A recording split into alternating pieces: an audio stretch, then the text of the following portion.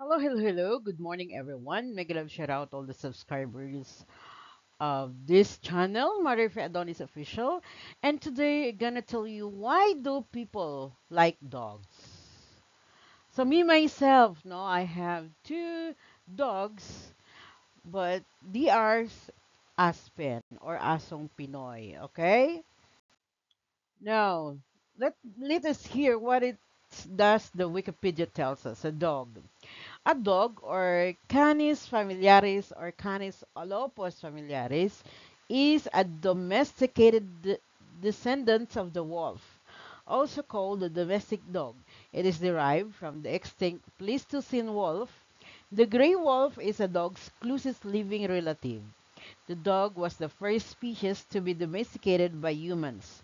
Experts estimate that the hunter-gatherer domesticated dogs more than 1500 years ago, which was first the development of agriculture.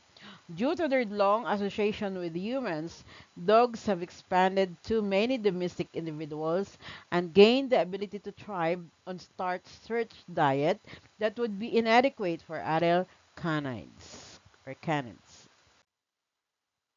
Right, this is a picture of a gray wolf, the first domesticated dog. In 1999, a study of mitochondrial DNA or mtDNA indicated that the domestic dog may have originated from the gray wolf, with the Dingo and New Guinea singing dog breeds having developed at a time when human communities were more isolated from each other. In the third edition of Mammal Species of the World, published in 2005, the mammalogist W. Christopher Wozencraft listed under the wolf Canis lupus its wild species and proposed two additional subspecies which form the domestic dog clade.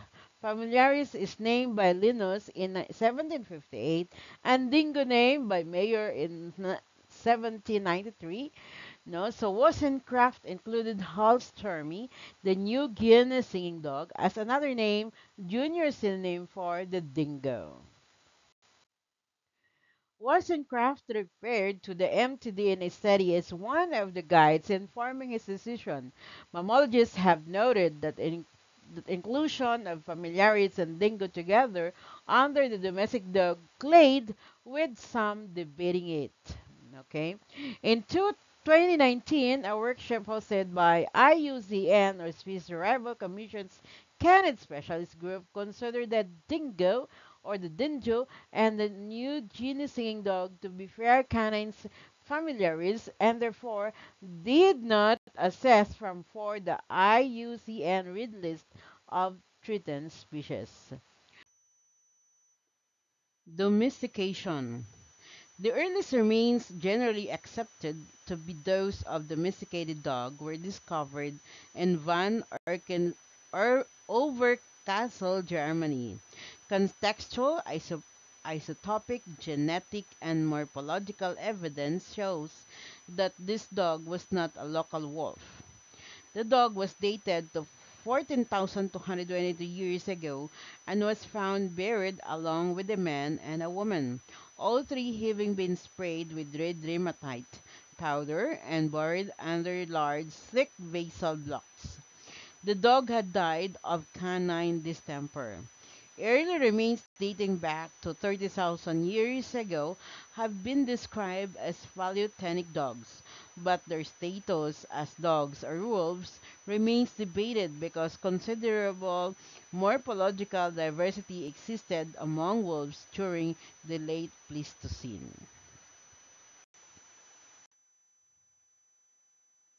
This timing indicates that the dog was first species to be domesticated in the time of hunter-gatherers, which predates agriculture.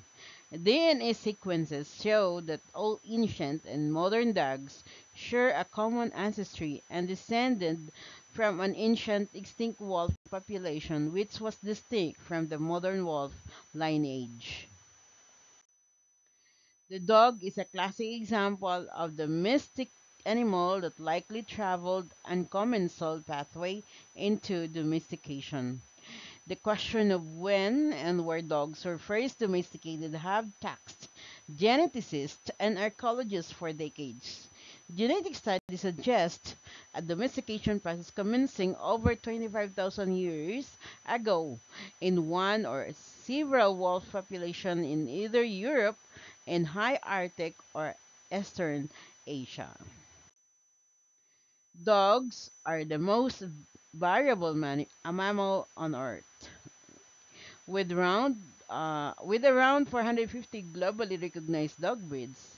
In the Victorian era, directed human selection of developed the modern dog breeds, which resulted in the vast range of phenotype. Most breeds were derived from small animals or small numbers of founders within the last 200 years. Since then, dogs have been undergone rapid phenotypic change and have been subjected to artificial selection by humans. The skull, body, and limb proportions between breeds display more phenotypic diversity than can be found within the entire order of carnivores. These breeds possess distinct traits related to morphology, which include body size, skull shape, tail phenotype, fur type, and color. Their behavioral traits includes guarding, herding, hunting, retrieving, and scent detection. Their personality traits include hypersocial behavior, boldness, and aggression. Present-day dogs are dispersed around the world. An example of this dispersal is the numerous modern breeds of European lineage during the Victorian era. Okay, so we have here different breeds of dogs, no? So where is the Aspin here? You look for it. So some of our Aspin now is really combination, all right? So we have the anatomy and physiology. Dogs are extremely variable in size, ranging from one to the largest breeds.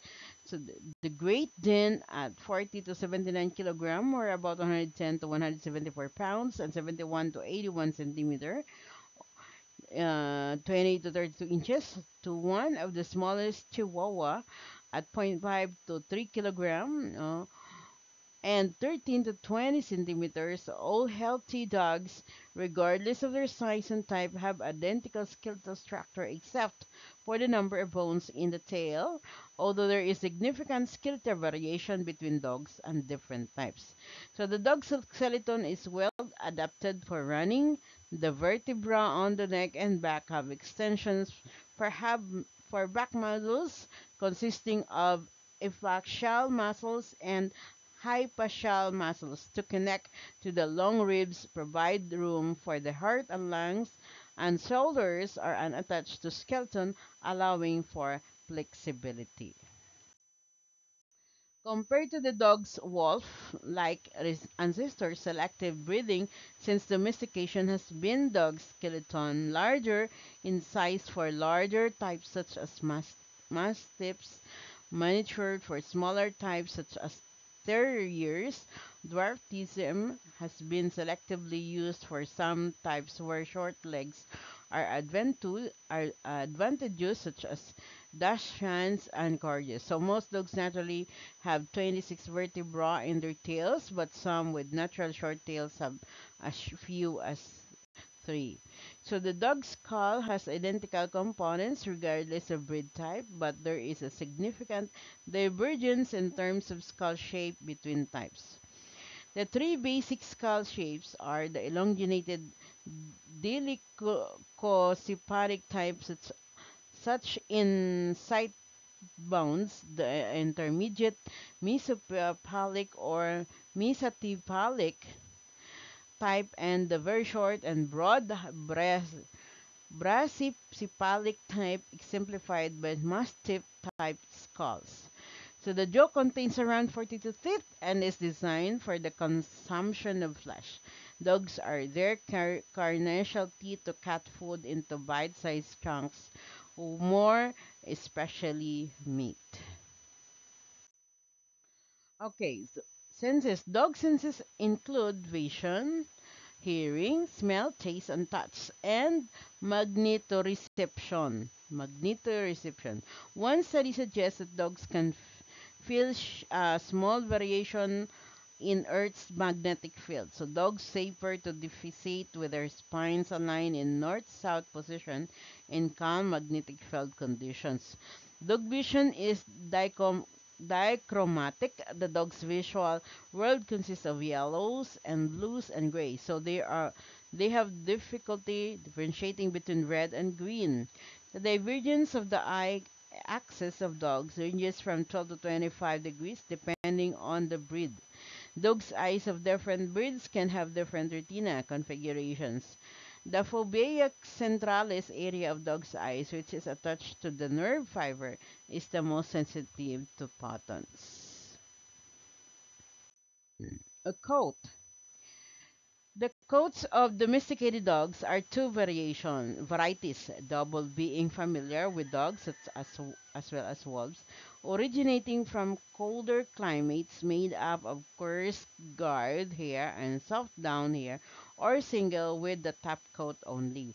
Breeds may have occasional bleeds, stripe, or star of white fur on their chest or underside. Premature graying can occur in dogs as early as 1 year of age, so this is associated with impulsive behaviors, anxiety behaviors, and fear of unfamiliar noise, people, or animals. Some dog breeds are hairless, which others have very thick corded coat. Dogs such as the Yorkshire Terrier are selective breed for their long coarse hair, while which are used for aesthetic.